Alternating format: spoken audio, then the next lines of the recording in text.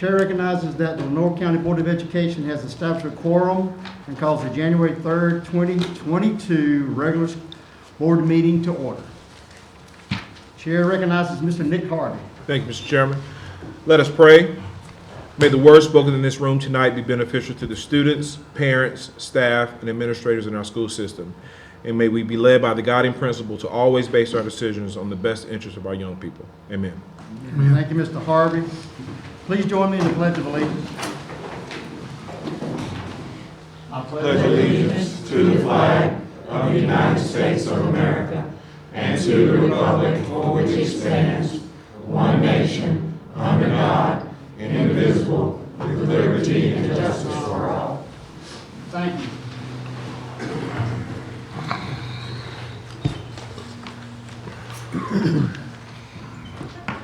Chair recognizes Mr. Brent Williams to present the agenda for tonight's meeting. Thank you, Mr. Chairman. Members of the board, submitted tonight for your consideration, review, and hopefully approval is tonight's agenda.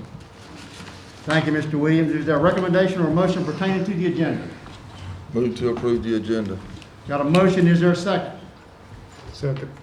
Got a motion by Mr. Davis and a second by Mr. Woods to approve the agenda as presented. Any discussion?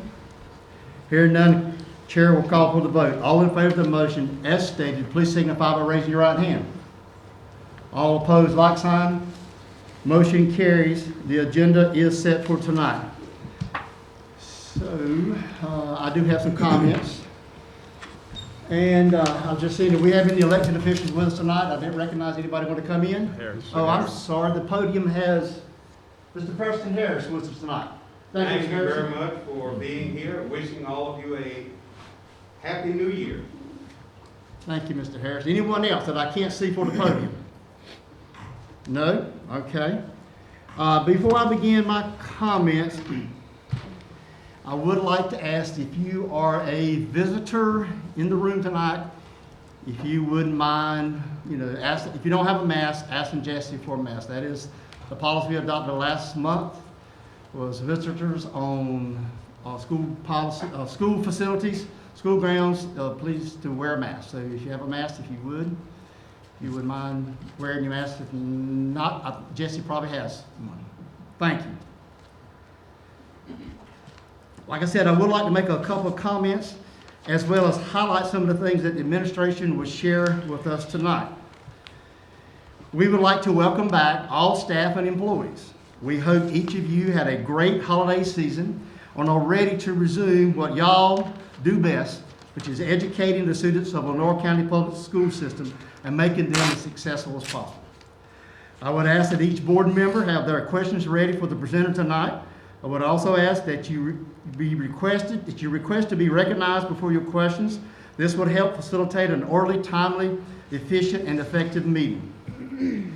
We would like to continue to thank all of the staff and employees, regardless of job description, of the Lenore County Public School System for the outstanding commitment, dedication, and hard work that has gone and continues to go into making the students of Lenore County Public Schools as successful as possible under the extraordinary circumstances that existed during the last school year and continues to exist during the current school year.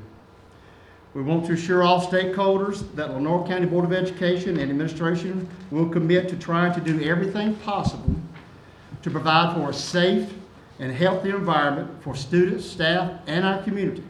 We not only want to provide a quality education for students, but also a safe environment for our teachers and staff to foster learning and success. Mr. Williams has some great news tonight that involves 3 of our students. I won't steal any of his thunder. Mr. Williams also has some great news concerning early college high school tonight. We are grateful again tonight that we are in a position to be able to offer much needed salary compensation adjustments for our substitute teachers. Ms. Herring will again announce some more great news concerning the Lenore County Public School System and the cognitive review process. And Mr. Adams and Mr. Davenport will also share some great news about the financial status of Lenore County Board of Education and the Lenore County Public School System. Thank you. That concludes my comments. Chair recognizes Mr. Brent Williams for his report. Thank you, Mr. Chairman. As the chairman noted, I hope that everyone had a wonderful and relaxing holiday break. Happy New Year to all. Doesn't seem real that 2022 is here, but it is upon us. As we continue into 2022 and the beginning of the second semester in our schools, I want to thank all of our teachers and other staff members for all of their hard work, and thank our parents for all that they're doing, and the whole team. And it does take us all as a team working together who worked so hard to make this school year a great one. Surely, during this time of continued pandemic and recovery, there is much in the world that has not gone well. There's been much sadness, much suffering, and quite frankly, much loss.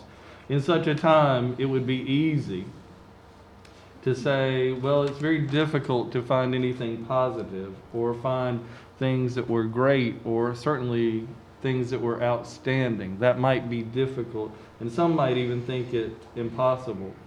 I do believe, however, that there have been many positive aspects of our school year in LCPS and many other districts. Indeed, here in LCPS, we have much for which to be thankful. Surely, and we've known this always, we have the greatest students, staff members, and parents anywhere. Our students, staff members, and parents continue to give all that they have every single day to make educational excellence a daily reality for our students. There are several things that I will mention now, and this is not a comprehensive list, but this is just a short list of things for which we can be thankful as a school system, and things about which we should have a great deal of pride and pride in our students, and pride in their accomplishments and what they're actually posting. During any time, this would be notable, but during a time of pandemic and recovery, it is truly remarkable, I believe. Even during the pandemic, our graduation rate has continued to increase as our dropout rate has continued to fall, and our graduation rate currently stands at its highest point ever, and the corresponding dropout rate is at its lowest point ever. Our teachers continue to write, submit, and earn winning mini grant and large grants for our classrooms and our schools and for the district.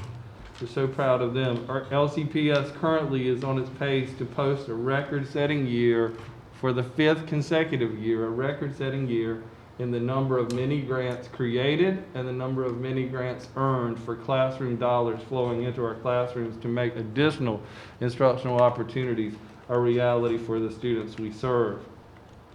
Our STEM area focus programs with Science Olympiad and Science Fair, that continues to expand, to grow, and to thrive. Our career and technical education programs continue to thrive, with our students continuing to earn this year and in the past several years, but this year especially, as I said, noteworthy during a pandemic and recovery time, continuing to earn state-level awards in the area of CTE and national recognition, with our students going to national conferences and speaking, participating in competitions and other events. We're so proud of them.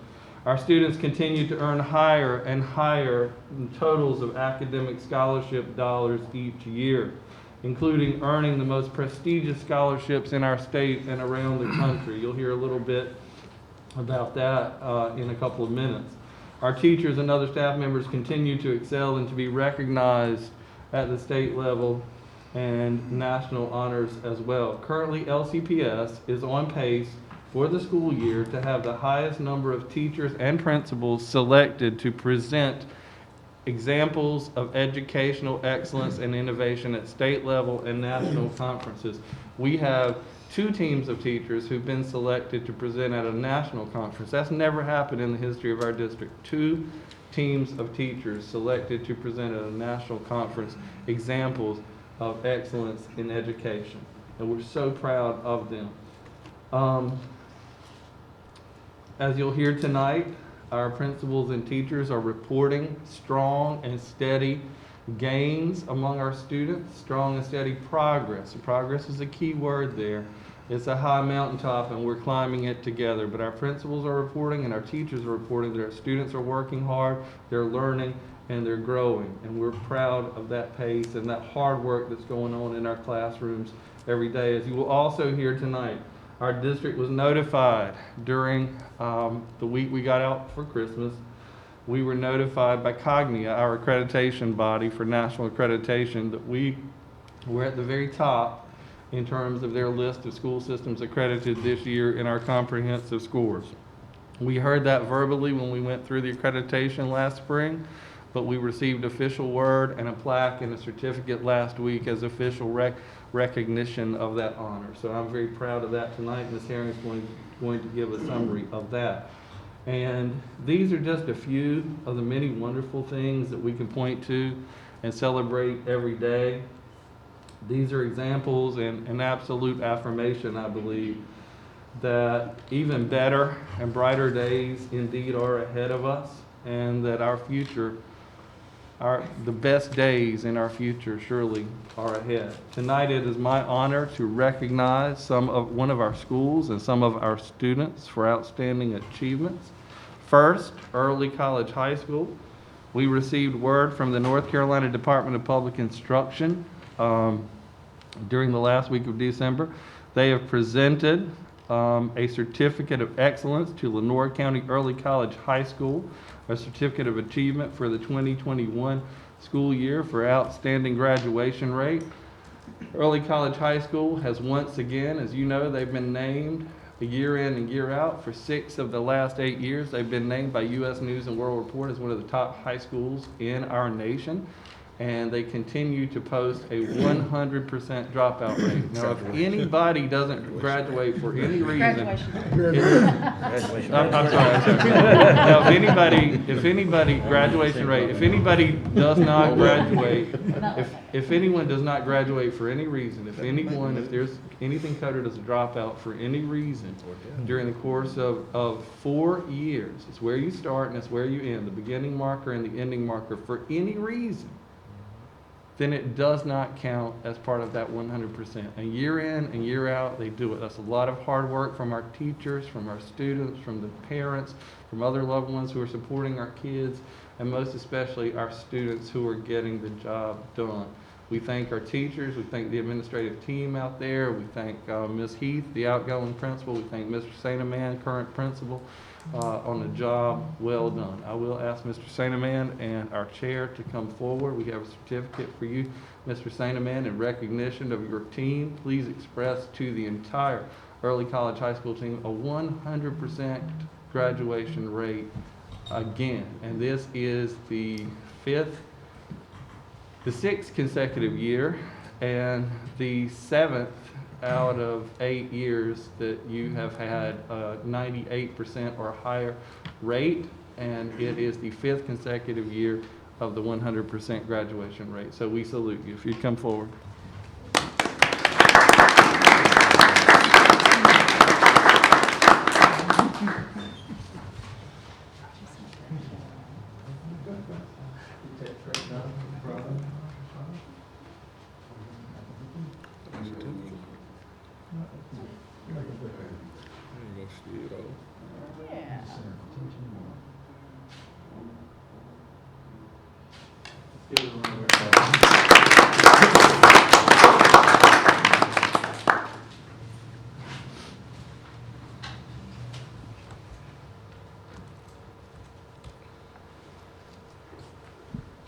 Tonight, I'm proud to share with you that 3 of our LCPS seniors are candidates for 3 of the nation's most prestigious and valuable merit scholarships.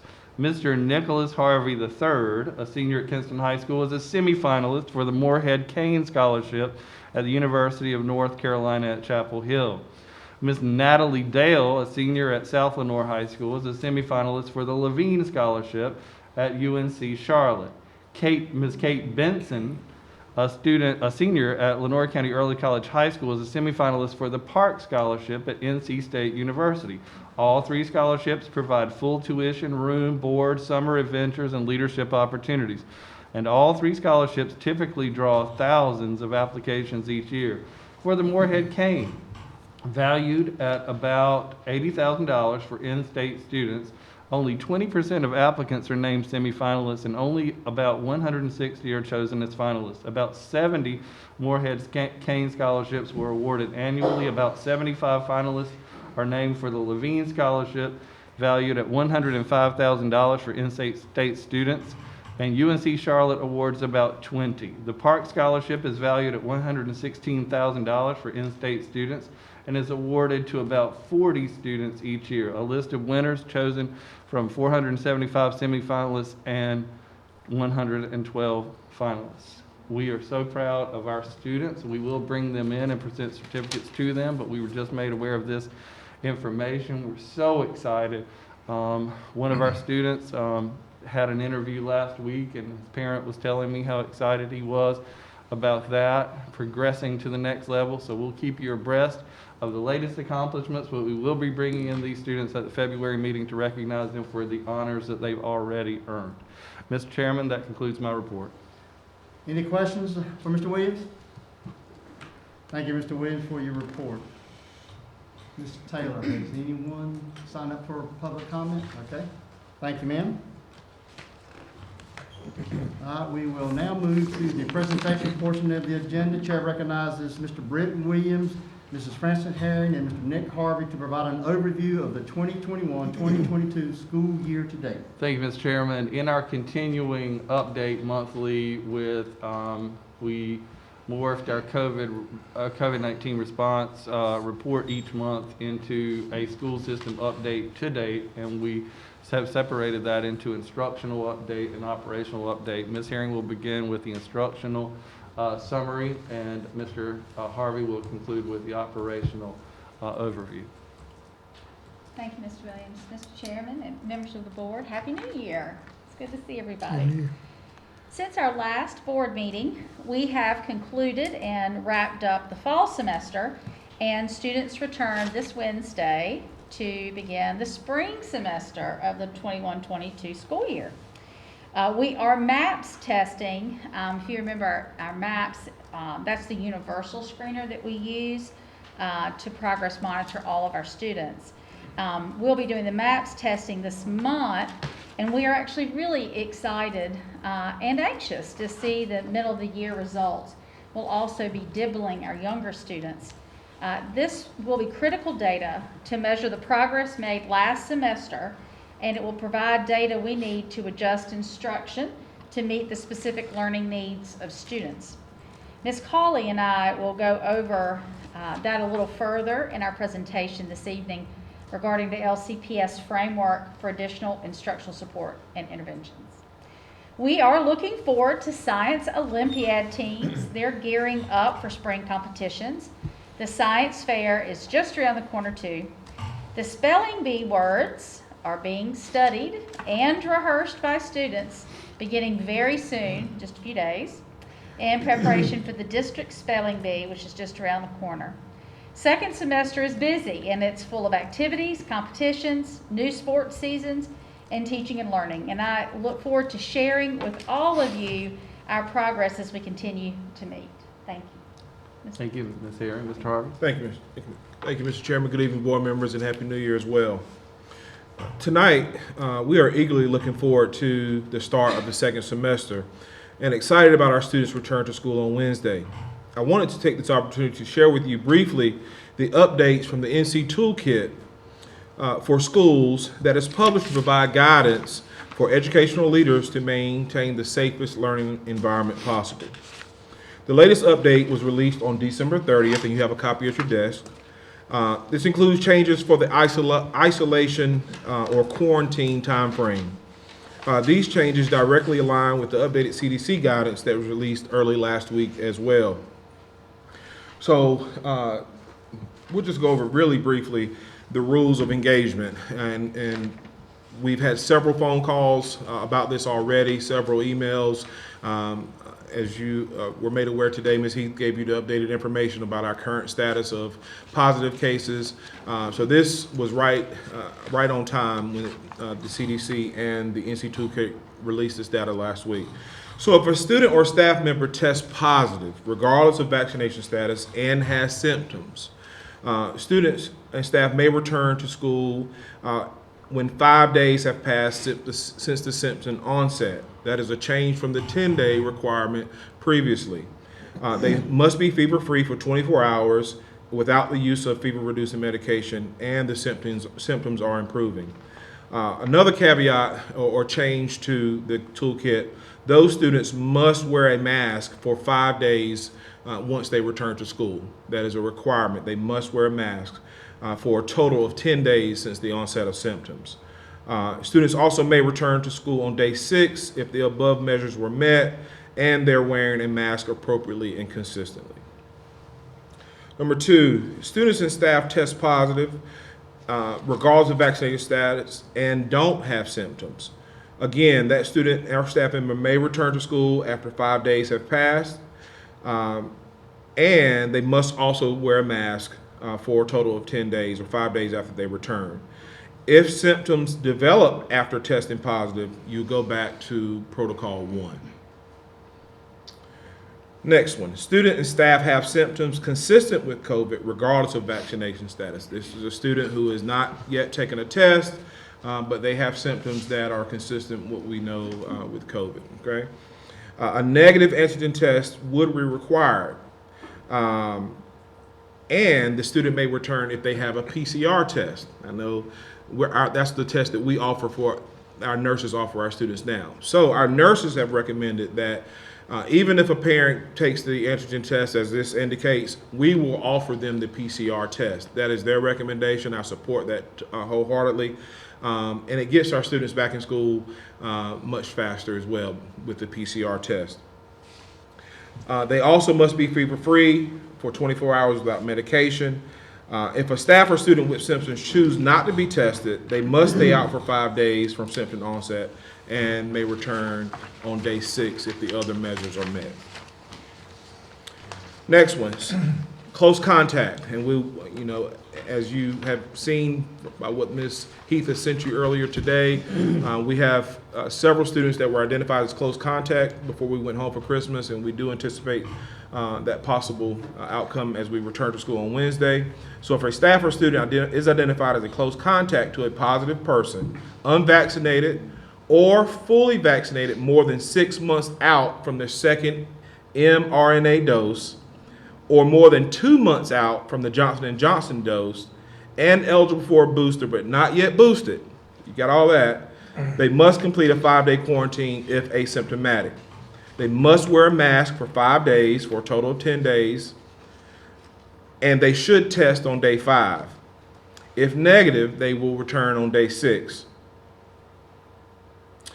If symptoms develop, they'll go back to Protocol 1. All right?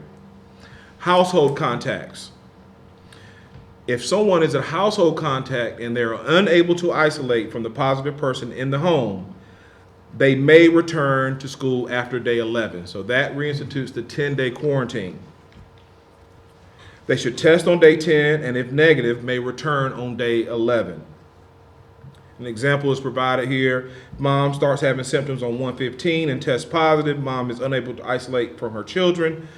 Child's return date with a negative test with no symptoms would be 1/26. All right. If another household individual in that household tests positive, it starts the timeline over. And finally, students that are consistently and properly wearing masks would not be identified as a close contact if another student or teacher who is also properly wearing the mask was to test positive in school. And it gives an example for the lunch scenario. If students are closer than 6 feet while eating lunch with no mask for 15 minutes or more and a student tests positive, they must look at the close contacts around the positive person. Any questions about that? It's a mouthful.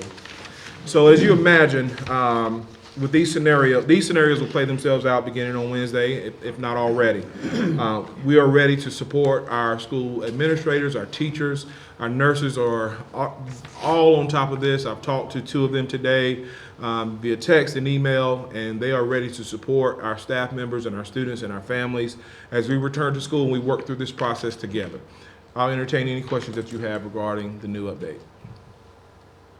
Mr. Chair, may I add one comment, please? Yes, ma'am. So in regard to the mandatory masks for the additional 5 days, as Mr. Harvey indicated, that's not something that the board can waive, even though you have masks that are optional right now. In addition, while it would be an individual determination, if somebody, a staff member or student, requests an exemption for a religious purpose or for disability, those would be eligible for those can be denied generally for undue hardship or the risk. So I don't know that those are viable, and I think it's important to state that and let the board members know. Yeah, thank you. Okay, thank you, Mrs. Merchant. Are there any questions for Mr. Williams, Mrs. Herring, Mr. Harvey, or Mrs. Merchant? All right, if not, thank you, Mr. Williams, Mrs. Herring, Mrs. Harvey, Thank and Mrs. Merchant for that update. All right, Chair recognizes Mrs. Frances Herring to present an overview of the Cognia Accreditation Award Summary. Thank you, Mr. Chairman. Board members, I'm happy to share this good news with you this evening. Cognia has announced that Lenoir County Public Schools is a district of distinction. I am pleased to share with you tonight yet another outstanding recognition for our school system. Not only for the system, but for its teachers, its principals, its students, its parents, and all of our community stakeholders. In correspondence that our superintendent received in December last month of 2021, we learned that Cognia had chosen our school system to receive a most distinguished honor. Lenoir County Public Schools has earned the 2021 District of Distinction Award. Of all the school systems around the globe that hosted a Cognia Accreditation Engagement Review in 2021, our school system rose to the top.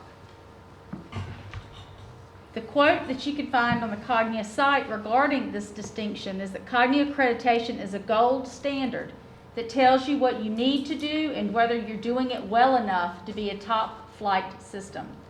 And they've indicated that we are. The Systems of Distinction program recognizes schools and systems that truly stand out in their service to learners, as demonstrated in meeting the Cognia performance standards. This award, which was newly launched this year, recognizes institutions in the year of their accreditation review for excelling in their implementation of high-quality learning, organizational effectiveness, and commitment to continuous improvement. The president and CEO of Cognia, Mr. Mark Elgart, quoted, "Lenoir County Public Schools is to be commended on their award as a system of distinction." He added, "Cognia accreditation is already a mark of distinction recognized around the world.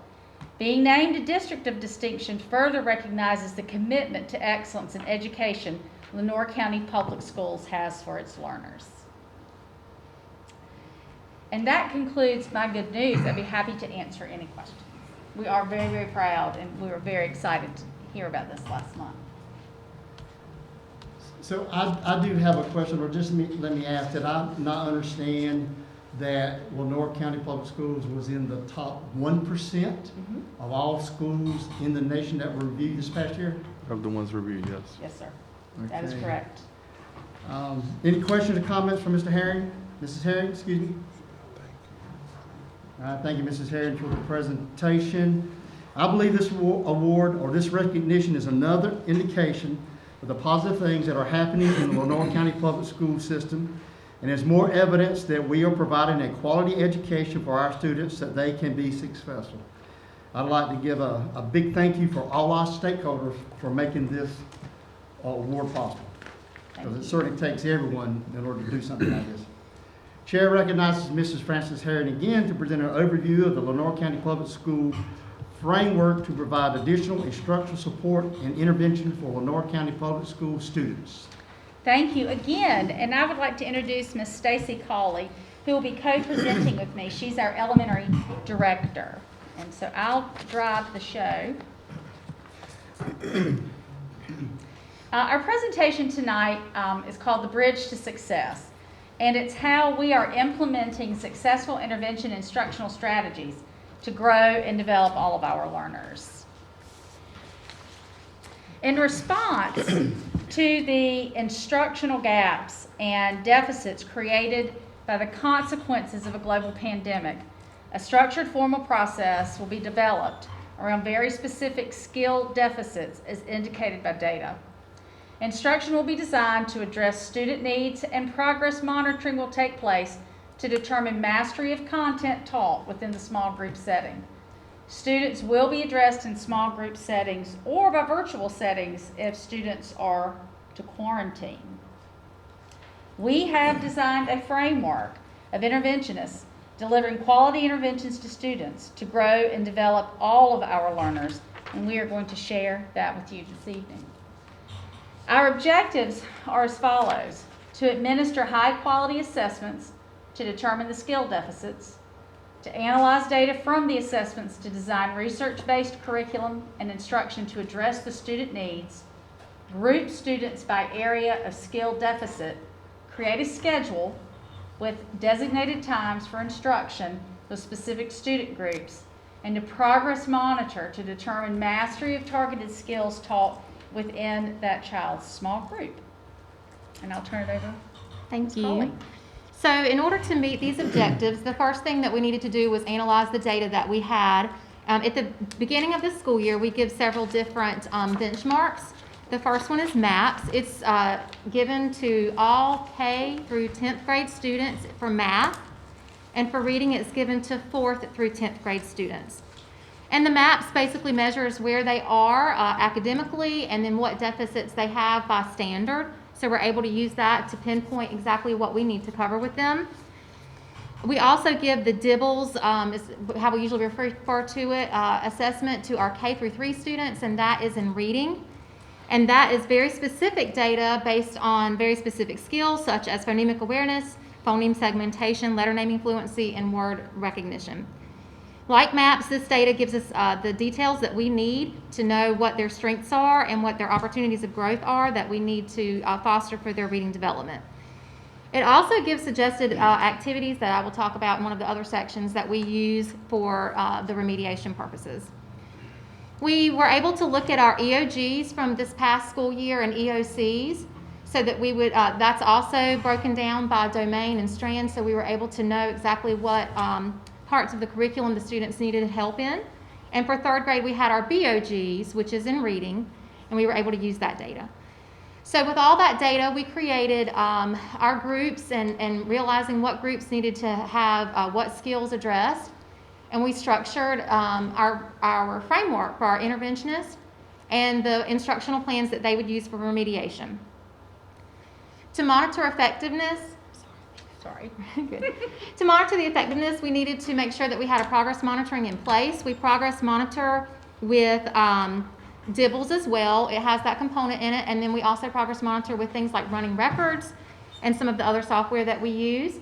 We give common formative assessments, which is not new. That's something that we've always done. We have our benchmarks, which again is our MAPS. That's given 3 times a year in reading for, like I said, 4th through 10th, and in math for K through 10th. And then we have our DIBELS, which is the reading for K through 3. And then as we analyze this data, we reformulate groups. Groups are actually reformulated as needed. There are students who are moved before a benchmark is given if it's seen that they're making adequate progress and they're ready to move up.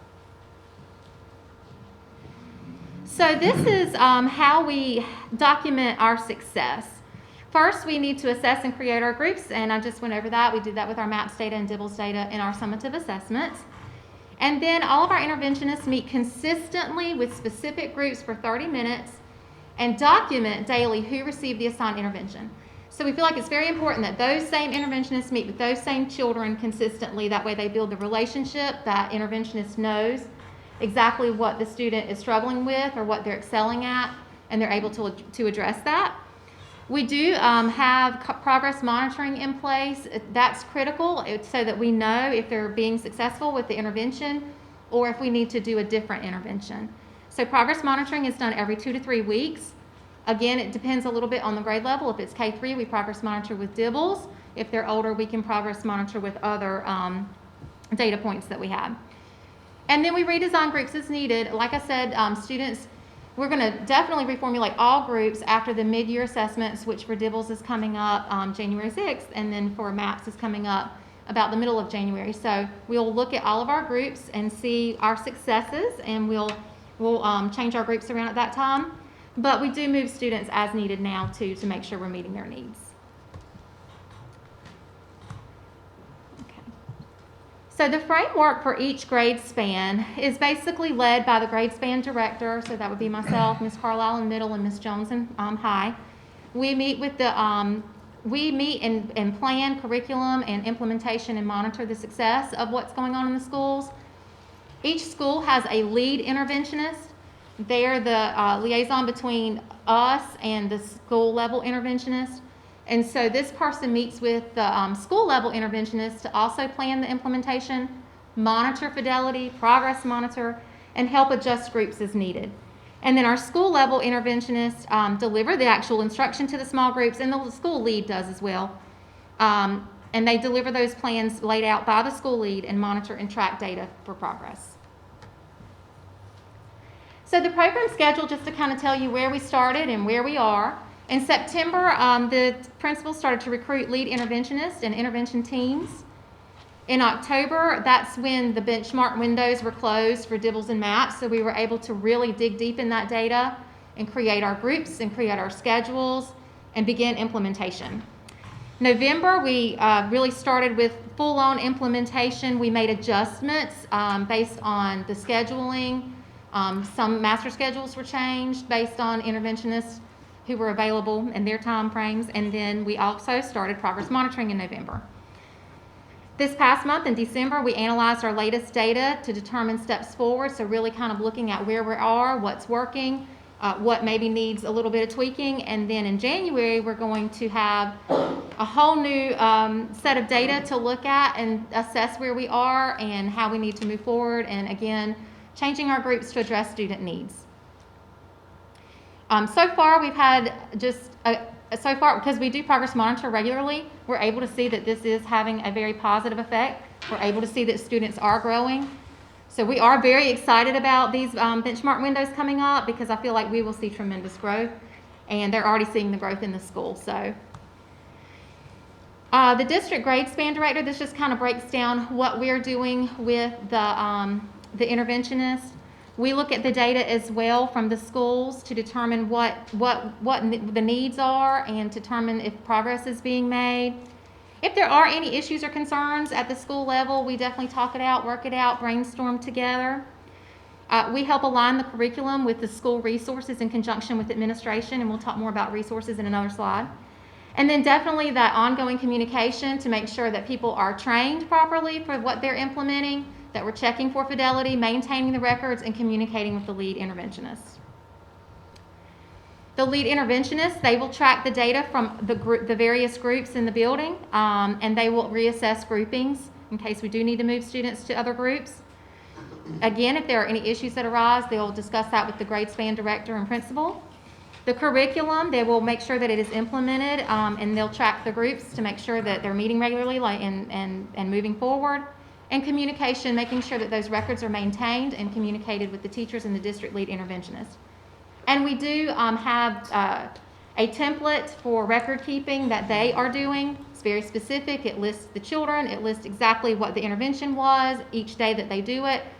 And, it marks if the children were in attendance that day. And it also marks, that's also where we add our progress monitoring piece to see how they're progressing.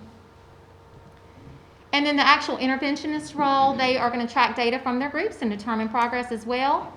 If they have any concerns or they'd like to move children up, they can speak with the lead interventionist about that and the principal. The curriculum, they're going to implement the assigned curriculum. And then the communication, they're going to maintain the records and communicate with the teachers and the lead interventionist. And as far as the curriculum goes, these are the resources that we're using. They are common resources that all of our schools are provided, have been provided, and have. And they're all very guided and laid out that there's no guesswork. You read the lesson plan, you read exactly how to teach it, you're given the actual materials so that it can be taught. And it is consistent throughout the schools. So If a student at Northwest receives LLI, a student at Pink Hill will receive LLI as well. So these are the resources that we have for elementary. We have, it's called LLI, or Level Literacy Instruction. That is an intensive reading instructional program that has a heavy focus on phonics, comprehension, and fluency. We also have our traditional, what I call DIBBLES groups. You may have heard it referenced that way. These are activities from the Florida Center of Research that are, they are suggested through the DIBBLES program. So when DIBBLES gets the data and they see a child struggling with phonemic awareness, they're going to give activities specific to phonemic awareness. We have the iReady teacher toolkit for math and for reading. It is a wonderful resource that has so many resources within the resource that the teachers can use. There are, in the math toolkit and the reading toolkit, there are leveled lessons. There's scaffolding lessons, so if the student is struggling with this third grade content, you can scaffold back to first grade. The teachers have access to all the grade levels, K-8, so they're able to work up or down if they need to, because these groups are not all just remediation. They are, some of them, acceleration as well. So they're able to work either way they need to work to benefit the students. And then we have Exact Path, which is through Study Island, and it correlates directly with MAPS. And so if MAPS says they're struggling with addition, then Exact Path will give them practice in addition. So that's another resource that we have. Middle also has the LLI, and they have phonics instruction that is geared towards older students so that it fits their age group. It's not too kiddie for them. So they have phonics instruction. They also have the iReady math and reading toolkit, and they use IXL and Study Island. And then high school has phonics instruction as well, which again, like I said, is geared towards older students. They have Khan Academy, New Zealand, Edmentum, and Exact Path, and Edgenuity. And those are all differentiated programs that are geared towards student needs. So at this time, we have given you a tremendous amount of information.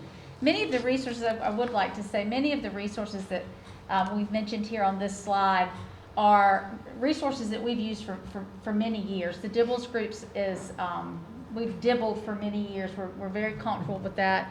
Our teachers are well trained in that. The LLI really is an intensive intervention for students. They must be in a very small group. And we've had tremendous success with LLI in our summer reading camps. So we've reported out to you that our summer reading camps over the last, Read to Achieve camps, the last several years, have actually been really very successful. Our students have made a tremendous amount of growth. And we do attribute a great deal of that to the leveled literacy instruction, the LLI program. The iReady math and reading, that comes very highly recommended by the department. And so we worked very closely with their trainers. Our teachers have been trained. We've shared the resources. They're deep and wide, the resources in the iReady math and reading toolkits. And so we are constantly bringing that back up when we're working with teachers in PLCs and reminding them when they're working on lesson plans and that sort of thing. These are also referenced, all of these resources are referenced specifically when we're doing our MTSS groups every month at the schools, the multi-tiered systems of support. And the all of this is fine and good, but if you're not documenting it and you're not doing progress monitoring and then readjusting, it's for naught, right? So we're very particular about making sure that the document that Ms. Hawley referenced with regard to the student that was receiving the intervention, the date they were there, how much time the intervention is spent with them, what was the actual program that was used, what was the pre-test and the post-test, because that's the information that is going to matter, and that's the information that we're going to be able to provide at our MTSS meetings to determine if children are making progress or they're meeting their goals. And at some point down the road, we do feel fairly confident that the state and the federal government are going to come back and they're going to want an accounting of how we have done. And so we feel really confident that this plan, this documentation that we have in place will be certainly able to meet those needs. And I know I talk about all things Cognia all the time, but when we are putting these programs together, we are constantly thinking, okay, how does this fit into our continual growth and progress as an institution and as teaching students as we go through, and we're accredited every 5 years. So it's not just something we're thinking about now, it's making sure we're putting something in place that is sustainable and will show exactly what we need for the students as we're moving forward for the next 5 years. And so it's not a one and done for us. So I'd be happy to answer any questions. Yes, Mr. Anderson?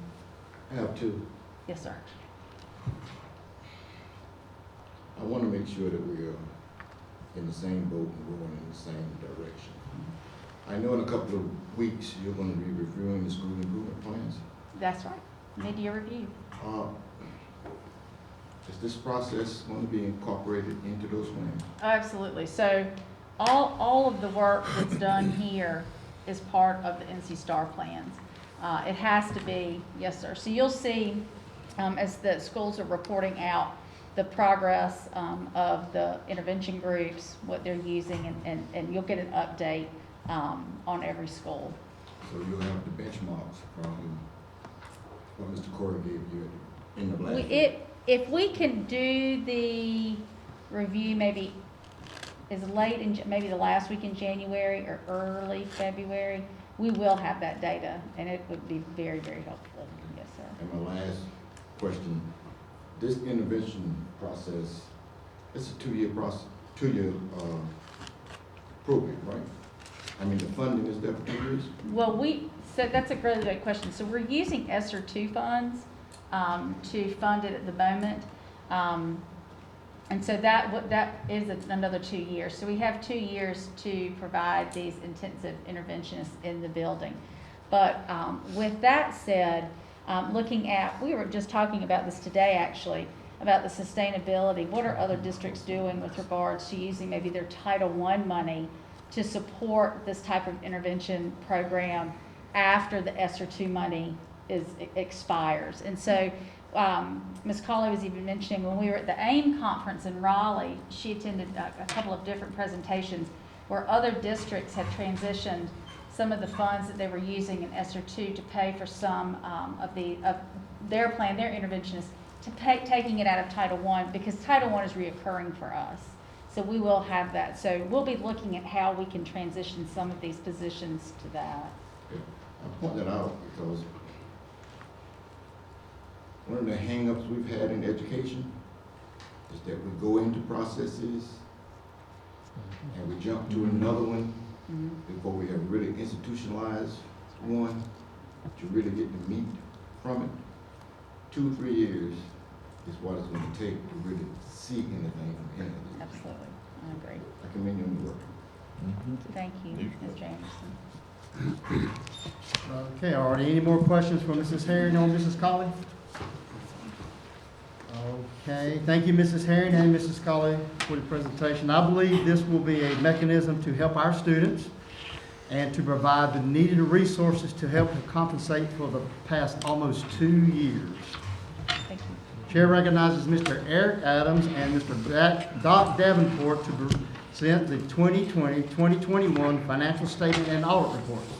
Thank you, Mr. Chairman. Good evening, board members. The most recent fiscal year, which ended June 30, 2021, the annual audit was completed and submitted to the local government commission by the November 30th due date.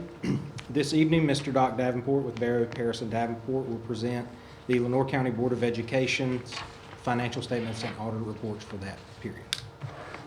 Mr. Davenport.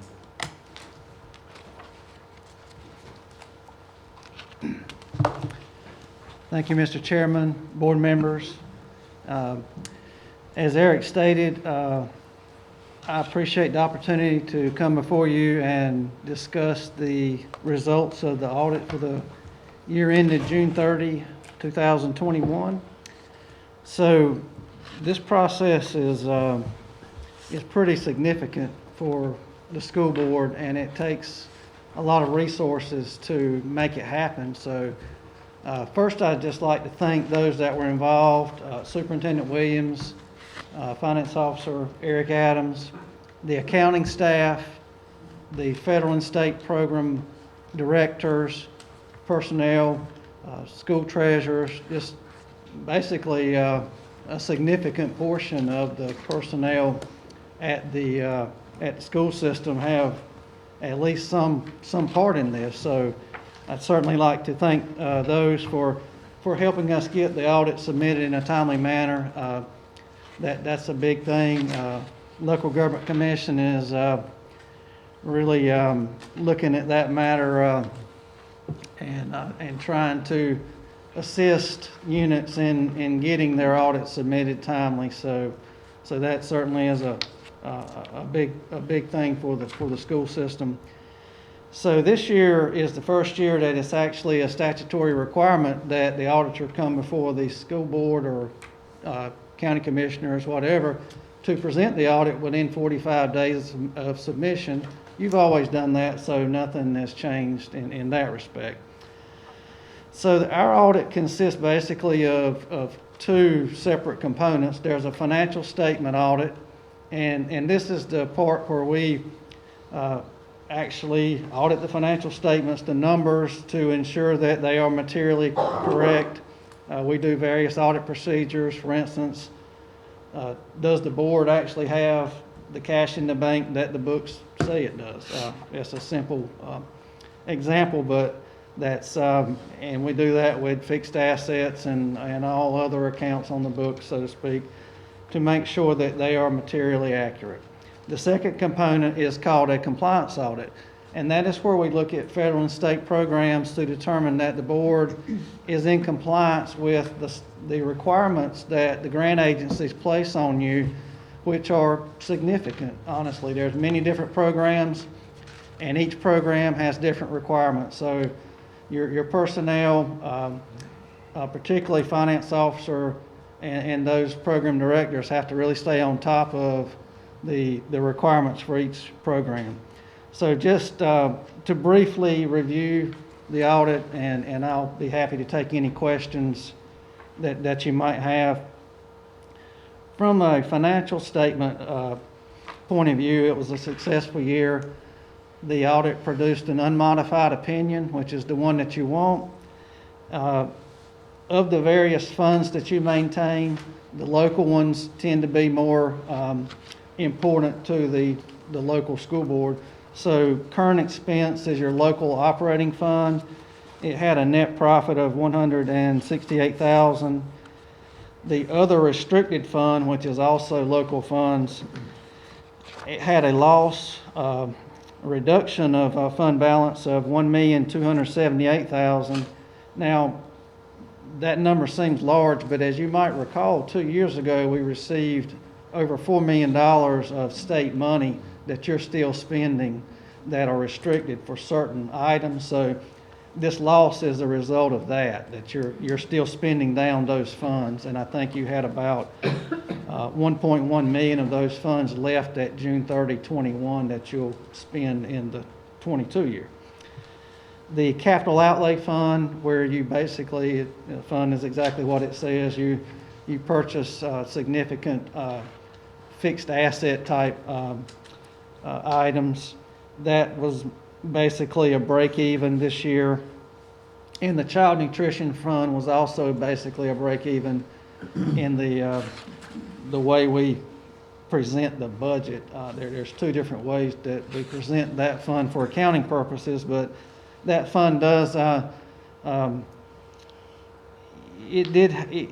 far as child nutrition, there are some significant struggles in the sense that, with your school calendar and participation can't be what it was, when you're in school for a whole year. So it's a whole different animal for child nutrition these days to try to actually produce a profit. So those are the highlights. Your state and federal funds account for a significant portion of your overall funding, of course. and your total revenues increased by about $2.5 million, which is a little less than 3% of your total revenues. And the biggest increase was in your federal funding. I heard some talk about ESSER II funding, and those are pots of new monies that will be spent over the next couple of years that, again, new requirements for these new funding items. And the total expenses increased by about $1.75 million, about 2%. So overall, total revenues and expenses were fairly similar to the prior year. As I mentioned earlier, in the compliance audit, there is both a federal and a state single audit, as we call it. So we look at different programs each year within these areas. For the federal side this year, we looked at the Coronavirus Relief Fund, the COVID-19 Education Stabilization Fund, Title I, and the Targeted Support and Improvement Program. And for the state funds, we looked at State Public School Fund, which is the biggest conglomerate of money that you have, and the state appropriation for school buses. We had one finding in the prior year audit that you might remember, and that was related to internal controls over fixed asset reporting. So within the current year audit, we examined that and determined that we could clear or remove that finding. So that's certainly a good achievement. We would hope that the board continues to focus on fixed asset reporting and continue to make improvements in this area. Within the federal funds, there were no current year findings within the programs that we audited, so that's also a good achievement. In the state single audit, we had one item that we reported in the schedule of findings and question costs, and within the report, that starts on page 67. And this comes within the State Public School Fund. As I'm sure you know, there are many different pots of money within State Public School Fund that are reported under what we call PRCs, or Program Report Codes. So within the PRC 24, which is Disadvantaged Student Supplemental Funding, they have a requirement that no more than 35% of the total budget for that program report code, be spent for bonuses and supplements. So during our audit, we determined that actually 51% of the funds charged to that PRC 024 had been charged, were actually bonus and supplement funds. So that resulted in what we call a question cost of the excess amount, which is $129,000, and that is reported in that, as I stated, the schedule of findings and question costs. The management has developed a response and a corrective action plan that was submitted with the report related to this finding. And so the process is such that we report it. The grant agency is the ultimate determiner of what happens with any finding. So Department of Public Instruction looks at things like this, and they make the actual determination of whether any or all of the question cost is required to be repaid. So that'll be determined at a later date. Otherwise, as I stated, the board total federal and state expenditures are significant, and we had the one finding. So overall, the finding is not considered a material non-compliance. So the overall opinion on compliance was that the board complied in all material respects with the compliance requirements of the major programs that we discussed. So that concludes my review of the audit, and I'd be happy to take any questions that anyone might have.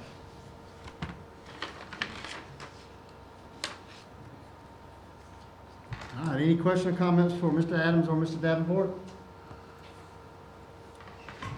Thank you, Mr. Davenport and Mr. Adams. Thank you. Appreciate all the hard work, especially. All right, I believe this report is another indication of how well the Lenore County Public School System is doing overall from a big picture perspective.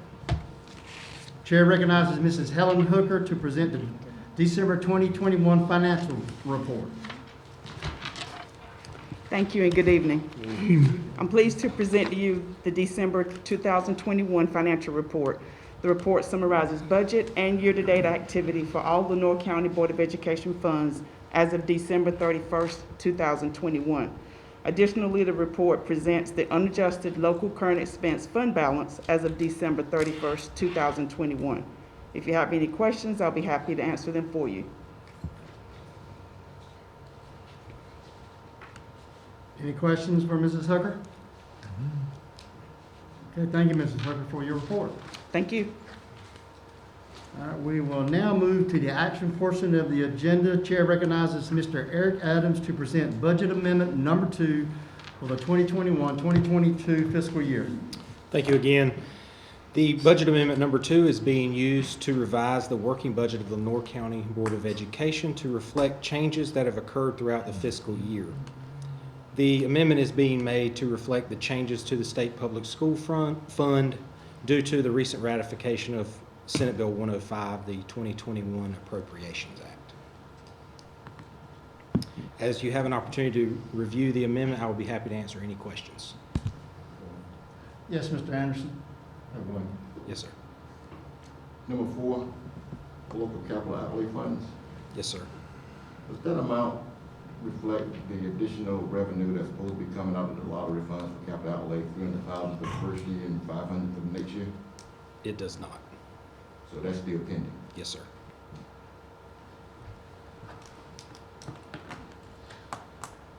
All right, are there any other questions for Mr. Adams? I don't have one for Mr. I'm sorry? I don't have one for Mr. Adams. Okay. But if that additional 300,000 comes for capital improvement, I would like for the facility committee to review some things. Okay. All right, we'll set up a meeting. We'll poll and see when's a good time, okay? You handle that, Mr. Williams? Yeah, sure. All right, are there any more questions or comments for Mr. Adams? All right, thank you, Ms. Adams. Thank you. Appreciate it. Now, is there a recommendation or a motion pertaining to Budget Amendment Number 2? Move to approve. We got a motion, is there a second? Second. Got a second, motion by Mr. Anderson and a second by Mr. Davis to approve the Budget Amendment Number 2 for the fiscal year 2021-2022. Any discussion? Hearing none, the chair will call for the vote. All in favor of the motion as stated, please signify by raising your right hand. All opposed, like sign. Motion carries. Chair recognizes Mr. Brent Williams for a review of the Lenore County Board of Education face covering policy. Thank you, Mr. Chairman. State law SB 654 requires local boards of education to vote at least once a month on whether their face covering policy should be modified. A synopsis of our current face mask policy is effective December 7th, 2021. Face masks are optional for students and staff members on all LCPS property. Face masks are still required on buses, for visitors to school, and for all attendees at indoor sporting events. The board also set forth the following standards. If the metrics are greater than 1% of the school population and community spread is higher than substantial, the board will revisit the policy at that time. At this time, do I hear any discussion or a motion regarding this policy? All right, thank you, Mr. Williams. Thank you, Mr. Williams. So, do we have to get a motion on the floor before we have discussion about the policy? We do, don't we? You don't have to have a motion on the floor, you can have discussion first. We don't? Either way. No, sir. Okay. All right. Okay, Mr. Anderson? I want to follow up with Mr. Harvey. The revised toolkit in December, what was the position on face masks? I'm not understanding your question. In the toolkit, Mm-hmm. It's recommended what's recommended? that face masks be required Where? in all settings.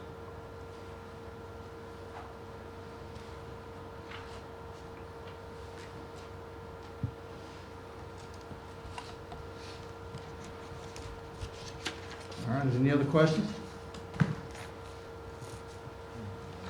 All right, is there a recommendation or motion pertaining to the Lenore County Board of Education face covering policy?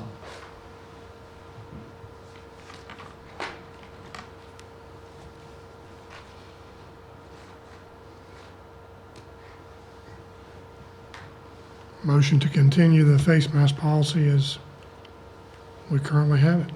Okay, we got a motion by Mr. King. Is there a second? Second. Second by Mr. Davis, okay?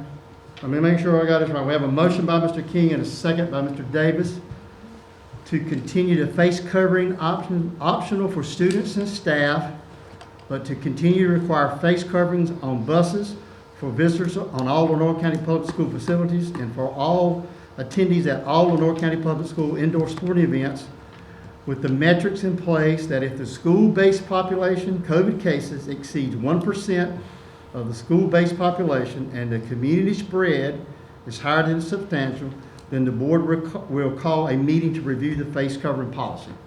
That's basically what we did last month, correct? Correct. Okay. Is there any discussion? Any further discussion? Okay, here. Yes, sir. Mr. Harvey, you wanted to say anything about the part of that policy that refers to athletic events and enforcing that? Is it something that needs to be modified? That's the pleasure of the board. Let me put it this way. What's the experience of principals trying to enforce that athletic part of this policy? It has been difficult to enforce that part of the policy. You're saying you might want to leave out. So are you suggesting No. Okay. Any more discussion? Okay. Hearing none, the chair will call for the vote. All in favor of the motion as stated, please signify by raising your right hand. Okay. All opposed, like sign.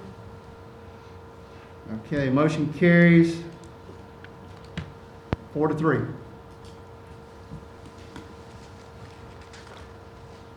Chair recognizes Mr. Eric Adams to present a proposal for changes in the Lenore County Public School substitute teacher compensation rate. Thank you. At our recent budget subcommittee meeting, the board and members of management team discussed the recent implications of the minimum per dollar an hour state mandated change with the recent appropriation, and how that relates to our current subrates and our subrates moving forward. Currently, subrates are at a non-certified rate of $80 a day and $103 a day for certified substitutes.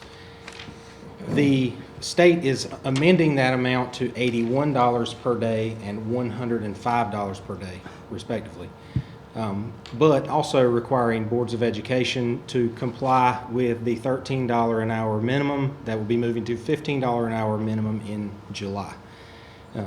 That $13 an hour minimum and $15 an hour minimum will change the non-certified subrate effectively to $100 per day. So your certified and your non-certified substitutes under that requirement will be earning the same rate of pay for a day's work. It was the recommendation of the budget subcommittee that we move to adopt a substitute pay rate of $100 for non-certified and $125 for certified staff members to maintain the differentiation between those two substitutes. Mr. Chairman, that actually was endorsed by two subcommittees, by the Personnel Committee and the Budget Committee. Yes, sir. All right. Any questions from Mr. Adams? And this is to maintain the differentiation, and the state does recommend a differentiation. But as he said, with the increase in the hourly rate, minimum hourly rate for all employees is going to be making them make the same thing. So this would maintain, all we're doing is maintaining the differentiation. The committee did meet, consider this in detail, and that is the recommendation endorsed by both committees coming directly from the Budget Committee. Okay? Does everybody understand now what we're doing? We're just maintaining the differences in classified and non-certified and certified. Okay. Thank you, Mr. Adams. All right, thank you. Is there a recommendation or motion pertaining to the Lenore County Public Schools substitute teacher compensation rate? So moved. We got a motion by Mr. Anderson. Is there a second? Second. Second by Mr. Davis. Have a motion by Mr. Anderson, a second by Mr. Davis to approve the pay increase as presented. Any discussion? Hearing none, Chair will call for the vote. All in favor of the motion as stated, please signify by raising your right hand. All opposed, like sign. Motion carries. And I believe this is a much-needed salary compensation adjustment for our substitute teachers. I think it will be highly appreciated. Thank you. Chair recognizes Mr. Nick Harvey to present surplus items. Thank you, Mr. Chairman. Tonight, the attached items are from our Transportation Department and our Media and Technology Department. These items are submitted for your approval to be deemed surplus. All proceeds derived from the sale shall be returned to those respective departments. All right, any questions for Mr. Harvey? Mr. Chairman, Yes. does the green truck run? I don't think so. It'd be nice if it did. Just curious, just curious. I'm not going. I need one. And any other questions from Mr. Harvey? Thank you, Mr. Harvey. Is there a motion or recommendation pertaining to the surplus items? Move to deem the items as surplus. Motion by Mr. Davis. Is there a second? Second by Mr. King. Got a motion by Mr. Davis and a second by Mr. King to approve the surplus items as presented. Any discussion? Hearing none, Chair will call for the vote. All in favor of the motion as stated, please signify by raising your right hand. All opposed, like sign. Motion carries. Okay, is there a motion or recommendation pertaining to closed session? Mr. Chairman. Yes, Mr. Anderson. Mr. Chairman, I move that Lenore County Board of Education enter into closed session under North Carolina General Statute 143-318.11 to prevent the disclosure of confidential personnel files, to consult with the board's attorney in order to preserve the attorney-client privilege, to consult with the attorney about a matter pending in the Superior Court, Keandre Sullivan versus Lenore County Board of Education et al., 20 CDC 65, and to consider matters relating to the initial employment of an individual employee. We have a motion. Is there a second? Second. Second. We got a motion by Mr. Anderson, a second by Mr. Davis to move to closed session. Any discussion? Hearing none, Chair will call for the vote. All in favor of the motion, please signify by raising your right hand. All opposed, like sign. Motion carries. We are now in closed session. Thank you. Chair recognizes that the Lenore County Board of Education is back in open session. Is there a recommendation or motion pertaining to personnel recommendations? Move to approve the personnel report with the addendum. Mr. Smith, is there a second? Second. Second by Mr. Davis. We have a motion by Mr. Smith and a second by Mr. Davis to approve the personnel recommendations and the addendum as presented. Any discussion? Hearing none, Chair will call for the vote. All in favor of the motion as stated, please signify by raising your right hand. All opposed, like sign. Motion carries. All right, with no further business to come before the board, is there a recommendation or motion pertaining to adjournment? Move to adjourn. Got a motion. Is there a second? Second. Second. Motion by Mr. Anderson, a second by Mr. Woods to adjourn the January regular board meeting. Any discussion? Hearing none, Chair will call for the vote. All in favor of the motion as stated, please signify by raising your right hand. All opposed, like sign. Motion carried. Meeting is adjourned. Please stay safe. Thank you. Oh, boy.